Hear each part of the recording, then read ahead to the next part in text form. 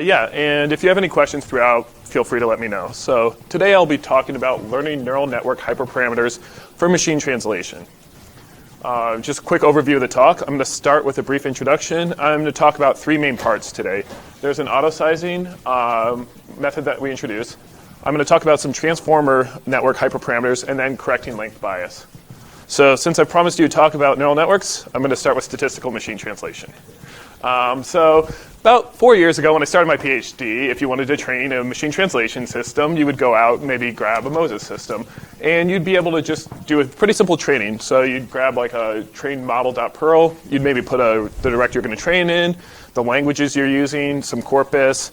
There'd be some parameters such as alignment, grow, diag, final, and maybe some reordering in a language model. Then you do a MERT sort of tuning or something. So there's a few parameters, but if you're going to use something straight out of the box, chances are it would work regardless of the language pair you're using, amount of data. You were able to actually get something that would work and have some pretty good results. Same thing with something like Joshua. Again, you'd have your director you're training in, the source and target languages, whether or not maybe you wanted to do a Hyro system, and again, a language model, and that'd be it. And today, you can do something pretty similar. You can go online, grab the FairSeek code, some code out of Facebook.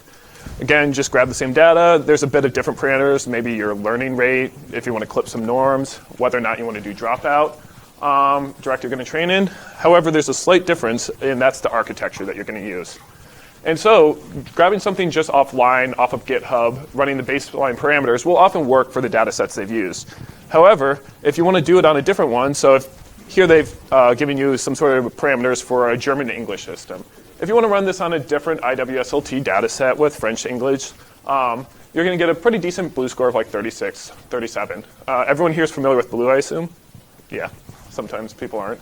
However, if you want to put this into Hausa data, which is something from the Lorelei project, if you just use something straight out of the box, your BLEU score is going to be 7, right?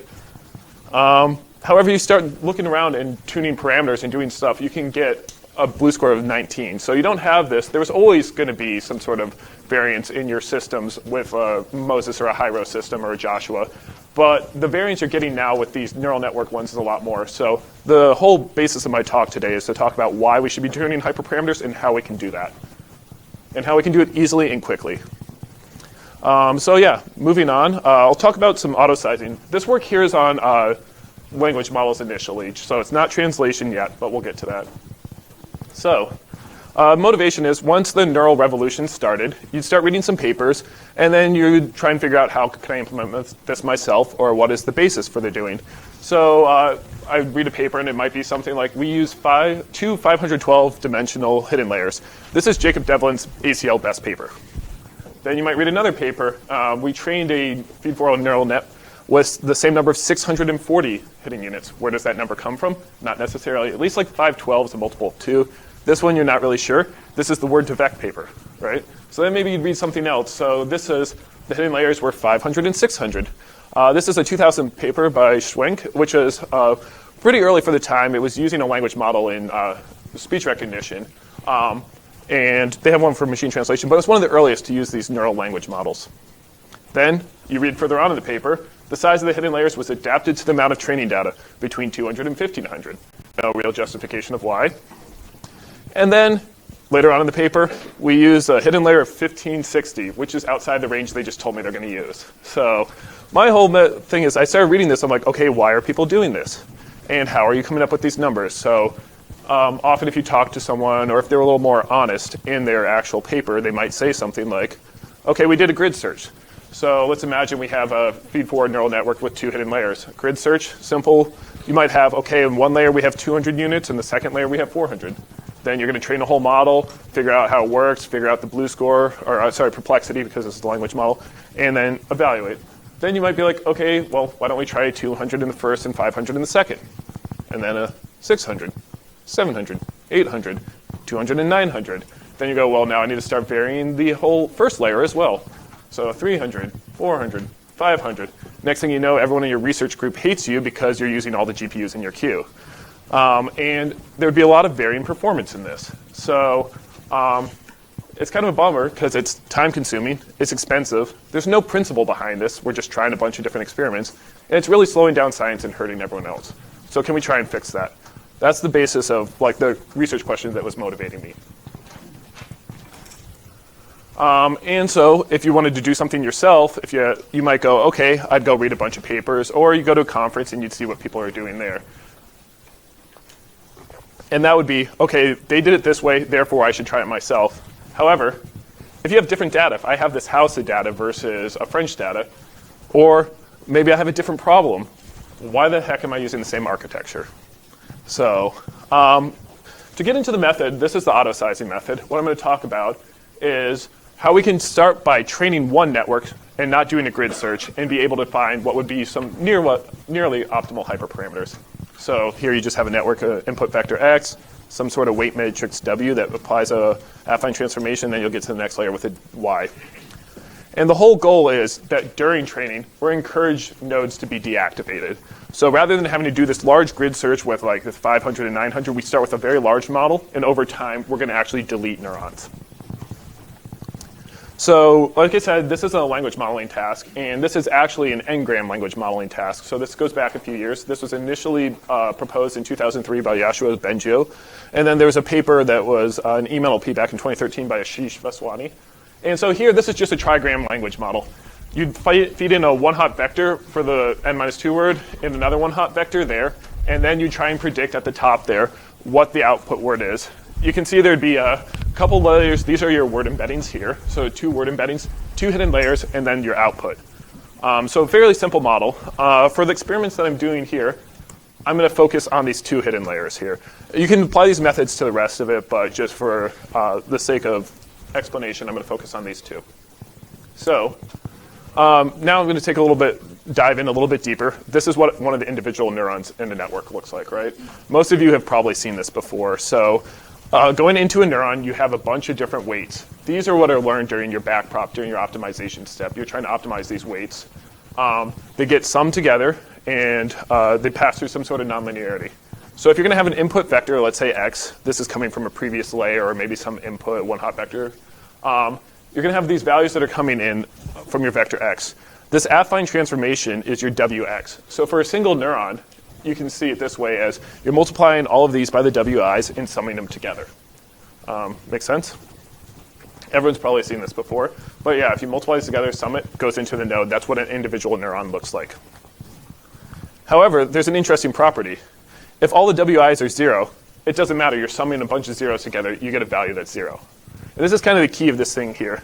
So it doesn't matter what x is, as long as everything's 0. And if you make use of a nonlinearity, that is an f of 0 equals 0, then your output's going to be 0. So this would be your hyperbolic tangent or your rectified linear unit. If you use this, you put in a bunch of zeros, a zero's coming out, nothing's changed with your nonlinearity. If you're going to view this as you're going to look at your sort of tensor in Pytorch or TensorFlow, this is what you're probably going to see if you print out an individual layer. So this is a layer here, and each row represents one of the neurons. These are the weights here. So when you take your tensors, multiply them by each other, that's what you're doing. And our goal here, like I said, is to try and force everything to 0 for a single neuron. So we're going to make use of regularizers, sparsity-inducing regularizers to try and force this. So the goal here is to make this entire row 0, and then it's as if this neuron doesn't exist anymore. Make sense? So regularization is used all over machine learning, data mining, optimization, and this is a method that applies some sort of penalty for having different sort of weights or other aspects of a network. So if you're going to apply a regularizer to a neural net normally, an L2 and an L1, what's happening if you're doing something that is driving certain values to 0 is you're deleting connections between neurons, but not nodes. So basically, you're making those disappear. That's what an L1 regularizer would do if you applied it normally in a neural network setting. Our goal and what we make use of is group regularization. Here, we're making intelligent use of applying a regularizer to a whole group of weights within a network. So the goal here is to make all of the connections to a node be deleted, which is making things go to 0. So what we want is a group sparsity regularizer. And there's a few of those out there that we use. We make use of an L2-1 and an L-1. But how we do this is by modifying our objective function. So this is your standard learning theory. You have an objective function. So you have a matrix W. Here, it's a neural net. So we're looking at a specific matrix in our neural net. L of W is the negative log likelihood of the model. This is what you'd see in most learning things. And anytime you apply a regularizer, normally you would like to optimize this by minimizing L of W. When you apply a regularizer, you add this added term, which is this R of W here, which basically says, I know I'm trying to minimize this, but we're going to try and push this up. So we're going to have some sort of penalty for having additional values in your network. And then there's this value lambda that shows how much of a strength that you're going to have between them. And R of W could be any convex regularizer. It could be your L2, it could be an L1. It could be a lot of different things in L infinity. This is standard just learning theory. However, like I said, we want to make things go to 0. So what we use is a sparsity-inducing regularizer. So these are regularizers that encourage parameters to go to 0. And these often have sharp tips if you're going to look at them. So here's if you have an x1 and an x2 value. You can see that they're trying to force the values to go towards 0. And what's key is that these are not differentiable at 0. So you have to do a little bit of some tricks with this. Specifically, we make use of proximal gradient methods. So this is a whole wide area of research that you don't see a lot on the NLP community, but is all over the place. And proximal gradient methods are a more general case of convex optimization. Here we use these for our regularizers, and we do this in a 2-step process. We do our standard gradient update, and then we apply the regularizer afterward. There's a nice paper by Parikh and Boyd out of 2011, and it's a large intro to the field with a bunch of different regularizers. And for most of them, they actually have closed-form solutions. Not all, but most do. And so they talk through how you do this, but it's a bit different. So you actually do this in 2 steps, which is key. You do your normal update, so this is on your LFW, and then you do a separate step, which is applying the regularizer to your model afterwards. So if you're going to look at this in terms of some sort of Pytorch code, you'd have your optimizer. If you're going to do a step, you do your optimizer.0grad. You do your loss step backwards, optimizer.step. And then here would be, so that's your normal minimizing the L of W. This is the regularizer you're doing. All you do is this PG, like L_1. So basically apply this afterwards. And so it's not keeping track of like momentums in atom or anything like this. These are completely separate ways of optimizing. And there's special cases to deal with what happens at 0, what happens when the value's between certain things. But yeah, I won't go into that here. So these experiments, as I said, oh yes? I'm also curious, how much slower are these proximal gradient methods? So for my experiments on a single network, I am slowing down things about 5% during training, is all. Does the number of layers matter, or do you apply this order? Basically, it's about 5% per layer. So if you're only doing it to one layer, it's just going to be that one layer that's going to be slower. So it varies a little bit. Earlier on in training, it's a little bit slower. As it goes on, it gets a bit faster as things have started to converge. But in the grand scheme of things, it's not a huge thing. It's not a huge time sink. Any other questions? Cool. Yeah. Oh, yes. So, like from what you explained, it seems that like you are forgetting some of the layers as you go on, right? Like. Yeah. So, is there a scheme to like, if you need at a later point, is it possible to expand your network as well? Oh, after I've deleted them? Yeah. No, that makes the training process a lot harder. There is some sort of work of could you introduce neurons later? Could you add additional layers? Yes, that's a whole another bit of optimization and architecture search. There's a lot of research going on about that. For this, no. Once I've deleted a node, it's basically gone forever.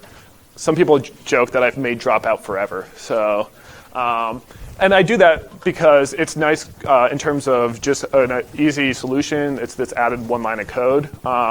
However, it's also like he just asked about speed. It's maybe 5% slower. So I'm using that trade-off there that perhaps I have deleted a neuron and it's gone forever, and that's a bit of a problem, but no. So yeah, for these experiments, like I said, this was a neural language model. I'm focusing on a 5-gram language model here. I think most people are familiar with language modeling, but just in case, if I said natural language processing is blank, the goal of language modeling is to predict this next word. It's like your text on your phone. So maybe you'd say this is fun, it's growing. You're probably not going to say is person, so you're going to assign a probabilistic score to any possible word in your vocab of what comes next. It's been very useful in machine translation and speech recognition over the years to increase fluency. So if you have a good translation model, it would generate something, and then you could kind of have the model be augmented by a language model, which would make it more fluent, your output. And you normally measure these by perplexity. So again, showing here, I'm doing this on a 5-gram language model, but going back to this NPLM paper, here what I'm doing is I'm talking about you feed in the 4 previous words and try and predict the 5th, and I'm going to talk about this layer right here, this hidden layer, the first one, and we're going to start this with 1,000 neurons and try and delete these over time. And so we look at various ways to do this. In the paper, we talk about an L21 regularizer and an L infinity one. Today, I'm just going to show you the results of this L infinity one regularizer. And if you remember back to the optimization, you have to weight these regularizers by some sort of value lambda. So there is still a hyperparameter you're choosing, this value lambda. And we looked at a whole range of them from like 1, 0.1, all the way down, magnitudes of 10 towards 0. And would see what our perplexity of the model is afterwards and how many neurons remain. So here's kind of the main thing. So this is on the Europarl data from a few years ago. So you start off with 1,000 neurons, and if you don't do anything, so you have no regularizer, that would be the value 0, you're going to remain with 1,000 neurons after training, and you're going to have a perplexity that's around 55. At the time, with these sort of models, this was like a state-of-the-art system. If you chose like too small of a regularizer, a value of like 0.01 or 0.001, it wasn't having enough impact. It wasn't regularizing anything. You still had 1,000 neurons remaining at the end of training. However, if you use a regularizer that was too strong, this value of 1, it really, really, really wanted to delete neurons, which was great, but it suffered in terms of perplexity. So you delete over 80% of your neurons, and then your model couldn't learn as much. But we found over a bunch of experiments, and this held for like 2 grams, 3 grams, 5 grams, different data sets, that a value of 0.1 worked very well and would delete almost 25% of the neurons, and we saw no difference in perplexity loss. So you could get a smaller model, which is faster. You could maybe get this more memory efficient, and you didn't have to do this larger grid search. This is kind of what happened over training. If you varied the starting size. So we wondered, would it converge to the same value if you started with a larger number or smaller? So if you start with 1,000 nodes, this is as training progresses to the right, it converged to something like 786 neurons. If you start with 900, it also got to about the same number of neurons. However, if you were starting with slightly smaller ones, a regularizer will always have an impact. So it was still pushing down on your model. And it'll delete a few neurons, but you can see it's not as sharp. So anytime you use one of these, it will probably delete neurons. However, if you're using a very large model, it will kind of converge to a similar situation. Okay, again, going back to how strong is your regularizer strength and what happens. This graph on the left, as you go through training, if you don't use a very strong regularizer, nothing happens. You start out with 1,000 neurons. You go through 10 epochs of training for your data. You still have 1,000 neurons. If you use this really strong regularizer, in the first epoch, it deletes most of the nodes, and then it goes, oops, I probably wasn't supposed to do that, and we'll just kind of level off for a while. And these values around 0.1 actually had this nice training behavior during training that over time it gradually deleted and then leveled off. So we are introducing an extra hyperparameter here, this regularization strength, but we were able to find some pretty solid, consistent values along it. And the graph on the right looks at perplexity. And again, it's the same sort of thing. So if you use a small regularizer as 0.01, you can see it and the 0.1 kind of track each other during training. So they start off, and over time, they get to about the same level. But if you use this too strong of a regularizer, the perplexity just never gets there. So yeah, you can do a lot of damage by deleting too many neurons initially. But if you use a regularizer value within a certain range, it seems to work pretty well. Any questions? This is on test. Oh, sorry, this is dev. My bad. Sorry. Yeah, perplexity and dev, which is why you see kind of a little bit up and down. But oh yeah, sorry. Did you compare how it matters you basically have a group partition? Right. Yeah. How does it compare to this drop if you just count number of weights instead of neurons? Oh yeah, if you just do it on weights, you never end up with a single neuron being deleted. But you're asking, will it do the perplexity? If the end all that matters is the number of weights of your model, it doesn't matter that you delete a neuron. I did look at that. I was seeing that they got all around the same number of perplexity for the best. So if you didn't delete any weights or you deleted like a few just with like an L1 or an L2, the perplexity was very similar. Not noticeable, including during downstream tasks as well. If these are all 0, you could actually reshape your tensors, though, so you could make it a slightly smaller tensor if you don't have the whole neurons. If you have individual 0 values from an L1 regularizer, then no, you can't do anything with memory optimization then. Yeah.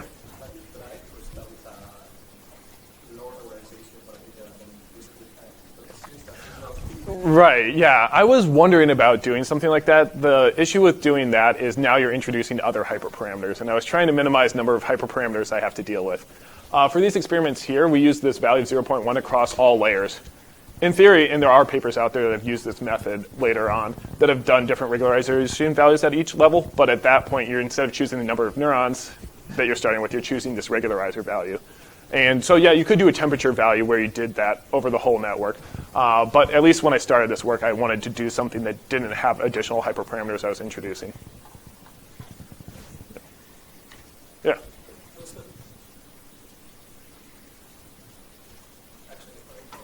Okay, sure. Anyone else? So if you want to view what this layer looks like, this is what's happening during training. So this is after the first epoch, and by the time you get to the 10th. So these are your 1,000 neurons. These rows each represent 1 neuron. As training is going, the darker value is the stronger that value's weight is. We have sorted the rows. So the darker a value is, the closer value is. If it's white, it means it's 0. So as training progresses, you can see that the network has, even after the first iteration, kind of decided maybe these neurons aren't so important and starts to delete them. Excuse me. And as it proceeds halfway through, you can see it's completely zeroed out some of them. And by the end, you see it's deleted over 200 of the neurons. So that's just kind of a visualization of it as it's going through. This is an MT talk, so I promise you some MT numbers. So this is a Moses baseline system that we did a while back. And so what this one has is a standard Moses system with a 5-gram KenLM. And what you did is you added in this additional neural language model, so an additional 5-gram language model that was a neural one. So the baseline Moses system with KenLM, this is a French-English system, was a 23.2. If you added this neural language model without doing any of this regularization, it adds a 1.5 blue. So this is what was in the literature already. When we use our regularized system, we add 1.4 blue, but our model is now about 25% smaller.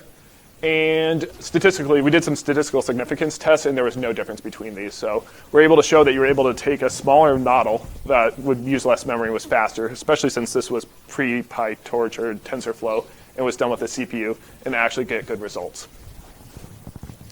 So the key takeaways of this auto-sizing method is during the network's training, we can also learn the size of the network. So you don't have to choose the size initially and then train. You can do it at the same time.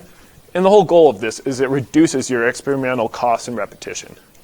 The way we did this, as I said, was based upon group regularization and an intelligent choice of nonlinearity. So this works on a hyperbolic tangent. It works on a rectified linear unit, but it won't work on a sigmoid function because f of 0 is 0.5. So you need to make sure if you're ever using this method that you're using these sort of optimizers where f of 0 is 0. Yeah. So what happens if you just start training a model that is 25% smaller? Yeah, so that's actually bound what the toolkit we were using was Ashish Vaswani's, and the one he had published after doing a grid search was about 750 units. We found 786. So we found it very close. We did actually try some experiments later on that started with the correct one, and it did a little bit better and performed slightly better, but you have to figure out what those numbers are initially. Yeah? Did you try, once you applied the Ellen for the deregularizer and found a certain size that was good, did you try just like training one from scratch? Yeah, that's going back to his question. We did that after the fact. So yes, we did. I tried it, and it actually did slightly better perplexity from that size, but so if you wanted to, you could try and optimize this and then train another one, maybe train 2 neural networks. So, but that did actually perform slightly better because you didn't have this regularizer damping the performance. Yeah.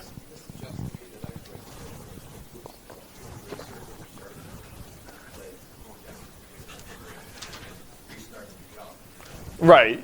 Hopefully you're not burning as many GPUs, and you're able to get a really good performance by just starting with a large one. and getting down to this. So you could get to a good area, and that would probably be good enough for most scenarios. If you want to eke out that last bit of performance, maybe do a little bit of a grid search over there. So yeah, you could still be using this, but that's hyperparameter optimization in general. Yeah. So if you started from a network twice as big, Yeah. did they get converged in the same spot, or would it just delete 20%? It would delete more than 20%. I'm not exactly sure on this. I was, like I said, running this on, this code was CPU optimized, so getting past the size of 1,000 was kind of large. I'd have to try those numbers. I think it would delete a lot more. I don't know if it would exactly converge to the same spot, though. It's a good question. Yeah. Did you analyze which layers most channels are getting deleted? Did you do it type of analysis? I was looking a bit at that. I was only doing this on 2-layer networks at this point, and it looked like that the first layer more was getting deleted than the second layer, but I can't conclusively say that. I have some more experiments that I've run later on with some more recent stuff that it still seems to be that case, but sometimes it seems like an earlier layer gets deleted and later one doesn't as much, and I haven't been able to figure out a correlation, so I don't have a good answer for that, sorry. Okay, now I'm going to move on to talking about transformer hyperparameters. So I think most of you are familiar with the transformer network here. So this is a 2017 NeurIPS paper, sequence-to-sequence model, but doesn't make use of an LSTM or an RNN or some sort of recurrent unit. This one is a paper out of Google. Basically, they go through your standard input embedding, and then you have an attention mechanism, but you have a multi-head attention, feed forward, and you do a much deeper network. And then you have a bunch of decoder layers as well. And this is if you look at WMT last year, all the winning submissions were using these transformers. They've been very powerful. They're faster than RNNs. So everyone's very interested in this right now. And if you use something, let's say the FairSeek, like toolkit, you grab something, just for the transformer, there's all these different possible architectures. And you can see these have kind of been hand-tuned for different data sets. There's an IWSLT one, there's a WMT one, there's a large WMT one, which is much smaller. There's a large WMT, which is into French. But all of these require tuning some sort of parameters. And this is what I was saying before, is if you apply this to like a Lorelei data set, these tune methods aren't going to work very well. And if you look at the news task the shared task from WMT last year, they just write the dominating majority of the submissions are based on the transformer, with a varying number of encoder-decoder layers and other details. So with different languages and stuff, you can see people use different number of layers, neurons, again. So I'm going to take a step back and talk about random search for hyperparameter optimization. So as opposed to grid search, you just kind of randomly choose parameters. So this is a nice paper in JMLR from a few years ago. And let's just imagine we have 2 parameters, and you're going to do 9 experiments with each. If you have one that's not that important of a parameter and one that's very important, by doing a grid search, you might accidentally miss the important parameter. But if you randomly select, hopefully you'll get some points that are actually going to be good network configurations. So this paper is well cited and talks about the benefits and gives some theoretical justifications and empirical ones as well of why random search is very good for neural network training. So we looked around and we realized that it didn't look like a lot of stuff had been done for the transformer network with random search. So we've run some of that. So to talk about this part here, random search with the transformer, just a background. We're using the transformer network, which is Ashish Vaswani's et al. Paper out of Google Brain. I'm using the FairSeek implementation, which is out of Facebook AI. And I'm using for my random search toolkit Shadow, which I'll talk about in a minute. And these experiments are run on 5 low-resource language pairs in 6 directions, and we trained over 600 models just to look at what happened. So Shadow is Jeff Kinnison's toolkit. He's also at Notre Dame. But he's built this nice toolkit for doing random search with neural networks. What you do here basically is you define a base model and what your limits of your parameters could be. So I'm going to have a transformer network. It could have 2, 4, 6, 8 layers. I could have atom, attograd, added-delta. It could have dropout between 0.1 and 0.3. And so you define these, and then on your cluster, you start on one of either your head node or your CPU node, this little servlet, and it sits there and it goes, okay, I will generate a group of random parameters. And then you have a bunch of GPOs sitting out there, and you say, let's train this. So each of your GPUs will grab a set of parameters, calls out to the head, says, okay, give me things. And this one might say, I want a 2-layer with 256 nodes. And then it starts training. And once it finishes, it sends the results back, and then a new one is generated. And basically, this is just a nice framework to be able to run these random search things. So you can use a bunch of GPUs, and it'll just generate all these parameters for you. And then after a certain number of models have been trained or a certain amount of time, it just tells you which one's the best. And it has a little bit more under the hood. It can tell which machines are like large or better with memory for larger networks and stuff. But it's really nice to be able to just use with a Pytorch framework. So all experiments here are based off of this. So here's a large table with a bunch of numbers. Here's the random search on 6 different language directions. These are both from IWSLT data as well as the Lorelei project. So you can see here, the reason I put this up is that there's no real one optimal hyperparameter setting for all of our models. So for instance, in Arabic to English, you might have your embedding dimension of 1024 with 4 layers and 4 heads and a dropout of 0.254. However, using the exact same data going the other direction, English to Arabic, embedding dimension of 256 worked a lot better with more heads and the same number of layers. And as you get down to maybe your house of data or something like that, you might find out that 2 layers perform the best as opposed to 6. And so the main thing to kind of know about this is that there's a very, very different optimal parameter setting for a different data set, for a different language pair, for a different data size, and that it's not necessarily optimal. So you want to devote some time to it. Just because you have some new crazy method that says, okay, I have this translation, it works great on my Tigrinya data, it works great on my Hausa data, I used it on this IWSLT architecture from this FAIRSEEK, doesn't mean that that's a strong baseline. So you should look at trying a few different models. Now, training 600's a lot, but you do want to look at these hyperparameters. And as I keep saying, these optimal hyperparameters are not universal. So what we did is we took the best parameters for all of the different language pairs that I'd found before, and then trained a Hausa system on that. So for instance, using the best for the Arabic to English ones would get you a BLEU score of 7, but the English to Arabic ones, which was a much smaller network size, got you a BLEU score of 19, which did even a little bit better than the Hausa parameters that we'd found, which just probably means that that wasn't found during a random search. The baseline here is a 7.6. So there's a lot of variability in terms of things, but there's not an optimal one. This works great on English to Arabic, but not Arabic to English. So if you can, devote some time to a hyperparameter search just for stronger baselines, better science. So key takeaway from this, there's no single optimal configuration. Devote some effort to hyperparameter search. However, I have some new results, so this is hopefully going to be submitted next week as to the ACL deadline I know a lot of you are working on, where we're working on using this auto-sizing method on the transformer now.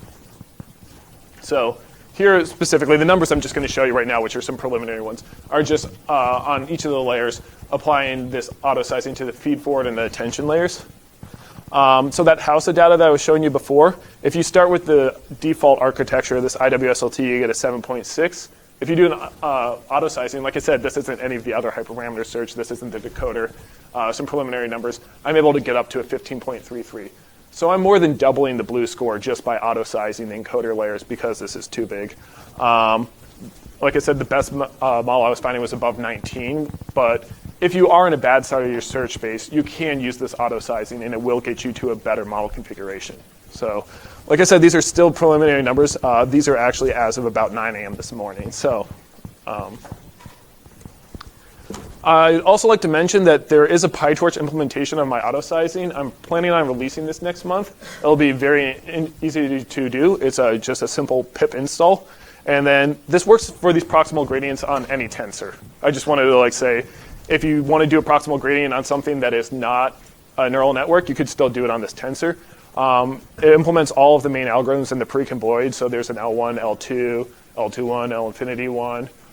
So all of these, so pretty easy. All you have to do is pip install, import proximal gradient, and then proximal gradient dot whatever optimizer you want to use. So you'll be able to use this in any of your things. And it doesn't have to be machine translation. If you want to use it in image recognition or something else as well, it'll work.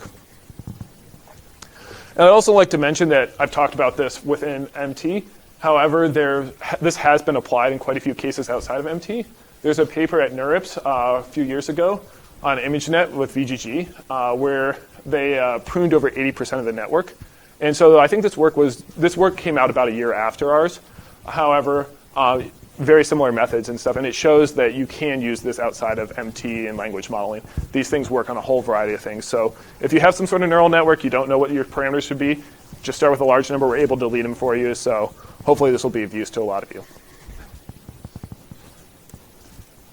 All right, and moving on to the last thing, which is correcting length bias in machine translation. Okay, so everyone here familiar with beam search at a broad level? I'm guessing most of you are. I'll give a quick thing. However, so if you have a sequence-to-sequence model or a machine translation system, and you want to generate translations as you're running the decoder, each word in the target vocabulary is a potential translation, which means that you have an exponential search space. It's the size of your vocabulary to the length of your sentence, which means you can't just search through all of this, unfortunately. We need some sort of heuristics. So let's talk about, let's say you want to translate this Portuguese sentence, cachorro pulo encima de mim, and you're going to just, at each step, generate a new token. So greedy search would be, okay, at the first step, I'm going to generate the most likely token. I'm going to take that. And so you might have something like it translates the word the, and then hopefully it gets the word dog next, and it says, okay, this is the next most likely translation. You ignore the rest of what your model's saying, jumped, over, and then maybe it just stops. It says that's the next most likely thing. Greedy search is not necessarily going to find you the best model, and you hope that maybe if you were able to fully enumerate your search space, you would do better and get the optimal thing. So beam search, here let's imagine a beam of size 3. So you have 3 words at the first thing. These are your top scoring words. So maybe gets translated as the, one, or a. Then you expand all of these. You look over all the vocabulary. For the, you expand that one. You expand this as you're feeding it in the next one. And maybe these are your next top scoring words. So the gets expanded, but one no longer is in your beam. And hopefully the correct translation still remains in your beam. Over time, maybe that one where the dog jumped over no longer is the top scoring one in your position, and all of a sudden the correct translation, because you have a wider beam, is there. So when you run a machine translation system nowadays with neural networks, you'll often see that they run a beam size of 5, 8, maybe a size of 12. You don't see much larger than that. However, if you look at something like a Moses system or a Hyro system, you used to use beams of 1,000. When you use those with neural machine translation systems, it suffers a bit. So the problem is the wider beam degrades performance, and this is due to a model error. So let's look at what the beam would be doing. Here's just a greedy search in log probability space. Let's say the probability of from start to generating the word A is -1. The next word also. As the sequence gets longer, your score is going to get more and more negative, unless you just have a perfect system, which is assigned a probability of log probability of 0. But no, these neural methods have assigned some probability over everything. So the longer the sequence is, the more negative it's going to get. So there's a couple ways to correct this. One of them, so what would happen is if maybe you had this greedy search, that you would get there, it'd be fine, whatever. But as you have a beam search now, you might have something where the score of -5 starts off where you just say the sentence has no translation, it's just an empty translation. And we should just generate end of sentence token initially. If your beam's wide enough, this might remain on your beam. And though it's low scoring initially, over time, longer sequences are now scoring less than it. So all of a sudden this moves up in the beam and there's a preference for shorter ones.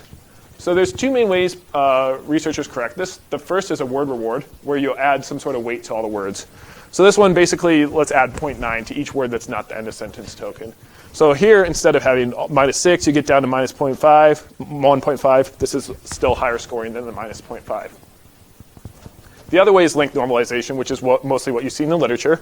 And this one here, basically you look at the length of it and you divide by length. And so this one is length 1, it's -5. This one's length 6, this is -1. This is now a better scoring one. So the 2 main ways to do this are like a word reward or length normalization. However, neither of these are really tuned. Like you'd read like best practices for a word reward, it says, 0.6 works very well for us, or let's divide by 1. Google's clearly done some sort of experiments in tuning on theirs. They divide by 5 plus the length of the sentence to the 0.7. Right, where does that number come from? Which is really annoying. So what we do is a simple post-processing training step, which is just perceptron tuning. So what you do is you tune your normal like sequence-to-sequence model. Then you decode your data on the dev set. And we were able to use even a small subset of the dev set. you figure out what the length of it is, and then you add this. We're doing this on the word reward. You get another value of the reward score. So you can think of this also as a version of global training, where we've frozen all the parameters except this length term. And the way the math works out is that you can basically, a lot of terms cancel out, and it comes out to being just what is the length of the sentences we generated versus the length of the correct sentences. You compare those, and that gives you a perceptron update step. Pretty simple. You get this new value, you decode the dev set, you see where it is, until this gets to a convergence. You do this a few times. On a beam of like size 10, this is about a 6 or 7 minute post-processing step. So if you spent forever training a model, like days, and you can do this decoding thing in about 7 minutes, it's worth doing it, is kind of our argument. So this tuned reward value, here we have a Russian to English system, and we vary the beam size. So as the beam gets larger, you start seeing this beam problem. So you start off, you get a beam size of 10, you get a 24.9. Beam of 50, you've lost over a blue point. Beam of 150, you've lost even more. By the time you get to a beam of size 1,000, you've lost over 20 blue points, which is very substantial. And again, 1,000 sounds crazy in neural terms, but this was the default when you ran something with Moses years ago and you wanted to run MERT. 1,000, why not? That's what we do. And again, I was saying this is because it's preferring shorter translations. So here, if you look at the length ratio, this is the size of what we're generating versus what is actually the correct translations. You can see with a beam of 10, we're only generating 90% of the words. It's generating shorter ones. This has been talked about a lot in Conan Knowles and some other papers. However, like as you increase the beam, you can see this getting more and more. So a beam of 50, there's this 0.86. By the time you get to a beam of 1,000, you're generating less than a third of the words that are actually in the correct translations. So this is where the problem is.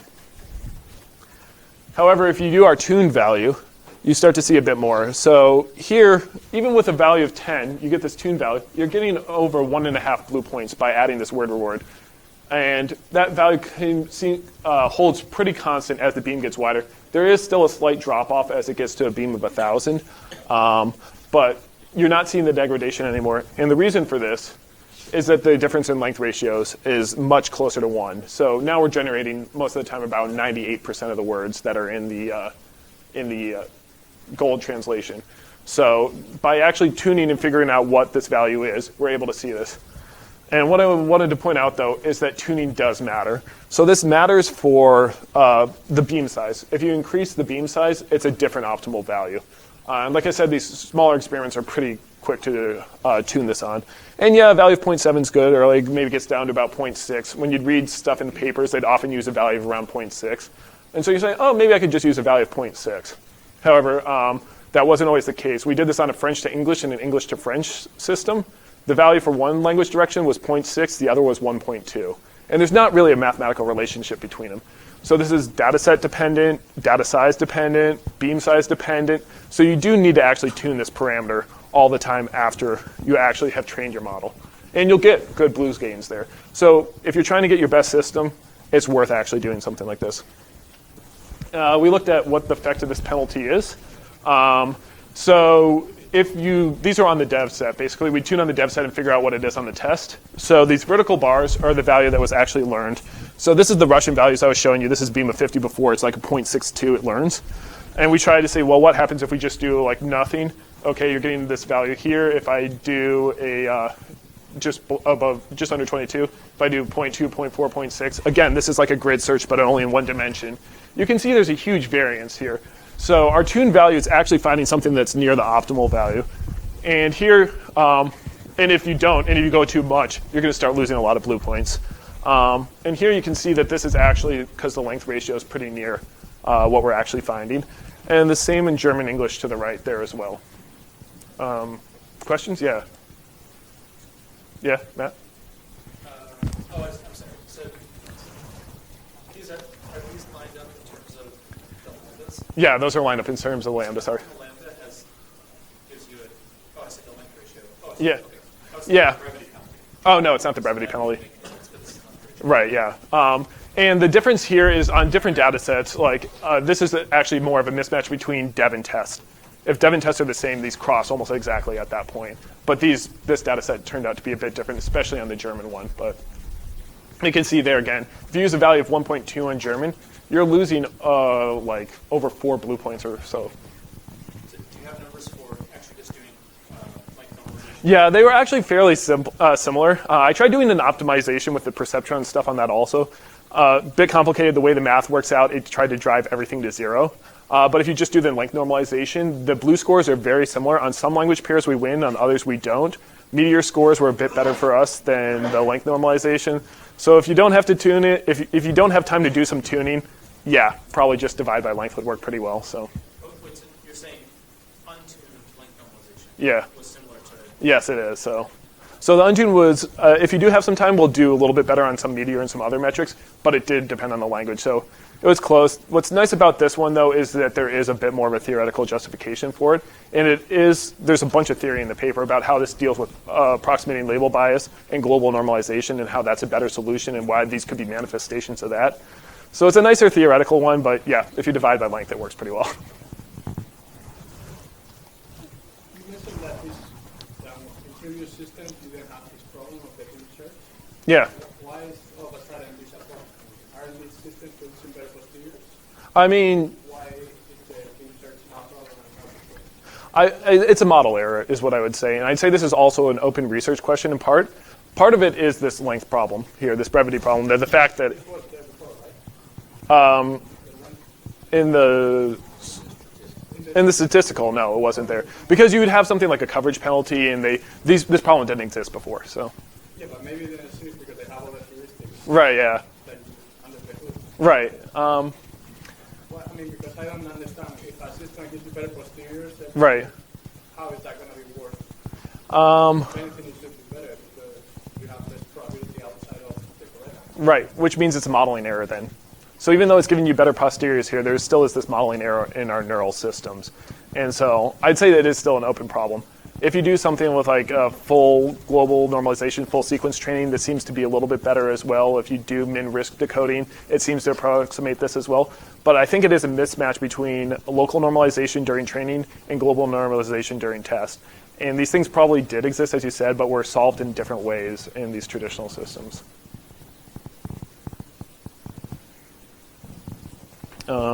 Any other questions? Okay, just to kind of show you what this looks like. So if you start at the top, this is a beam of 10, down is a beam size of 1,000. This is a histogram of the length of a sentence that we generated versus the correct translation. So having a value of 1 means we got every sentence exactly the right length. This kind of goes to Matt's question a little bit here. So if you use this baseline, what you can see is initially a beam of 10, it's peaked a little to the left. This is that 0.9 value I was showing you before. This is the Russian systems again. As the beam gets wider, you can see more of this is moving over here. And by the time you get to a beam of 1,000, we actually had to chop this off because over a third of the sentences had no length anymore. When we do our corrections over here, you can see ours now are very, very close that this value of 1 is here. So this means we're learning a value that's really, really close to the actual optimal correct one. And this is your length normalization. If you just divide by length, you can see it also gets pretty close. So the length normalization does get you there, but this is just kind of a visual representation that we are actually correcting this problem. But length normalization does it quite a bit also. And you can see that's the problem again. So I think it's a little after 1. So quick key takeaways. Tuning helps on everything. This method is fast. And like I said, it is very dependent on your language pair, your data, your beam, your language pair direction. French to English versus English to French had a different value. And as I mentioned in the paper, there's a bit more on how this is label bias and global normalization theory, which is why we're saying this is a bit of a win over the length normalization as well. Here are some of the collaborators that have worked just on this, many more. And thanks and questions.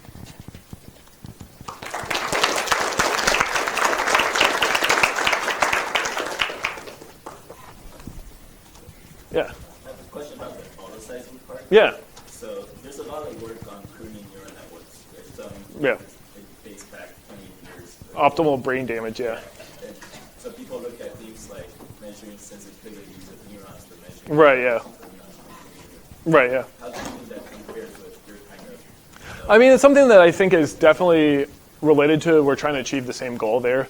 The sensitivity of neurons, I think from an information theoretical perspective, might There's probably a relationship there, but it doesn't necessarily make sense to me that the sensitivity of a neuron means it's the most important. Like, the sensitivity of a neuron could be very useful for something maybe part of speech, and you won't necessarily notice that in these metrics. But they are related. These are all trying to get at the same thing is, hey, there's all these hyperparameters. So some of them also start from like a smaller network and try and grow, as one of the questions was asking. So it's in the same vein. I don't know. I haven't actually run those experiments, though.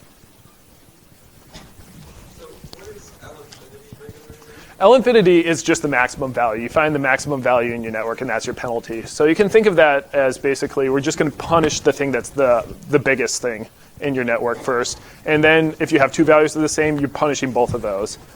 So L-infinity over an entire matrix would just be find the biggest value and kind of push down on that. L-infinity 1 means you're doing that within each row. So you're doing an L-infinity on each one, so hopefully you're pushing down an entire row to 0. Yeah. Yeah.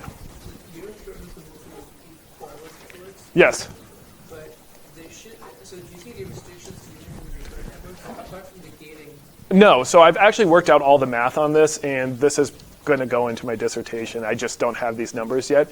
If you do anything with an LSTM, a GRU, if you initialize the H vector to 0, and then make use of a gate for one of the gating mechanisms there that's at least a hyperbolic tangent and rectified linear unit, this will have the same impact. But you only have to do it on one of the gates within these, as long as you do that intelligently and initialize it properly. But I don't have numbers on that yet. I was working on that initially, and then Transformer comes out, and everyone's using this as baselines now. I'm like, well, okay. But yeah, there's nothing to restrict it on any of those, as long as you look into the gates properly. Sorry, what was the question? Oh, could you do this on an LSTM or a GRU or something like that? And the answer is yes, you can on part of the H vector. And you don't have to do it on all of them. There's just certain ones, and you can actually delete entire neurons that way as well. Have you looked into like active set methods for growing the network? No, I haven't. I mean, it's a good question. Haven't looked into anything that deals with growing, though, but yeah. So I'll have to check it out, though. Thank you.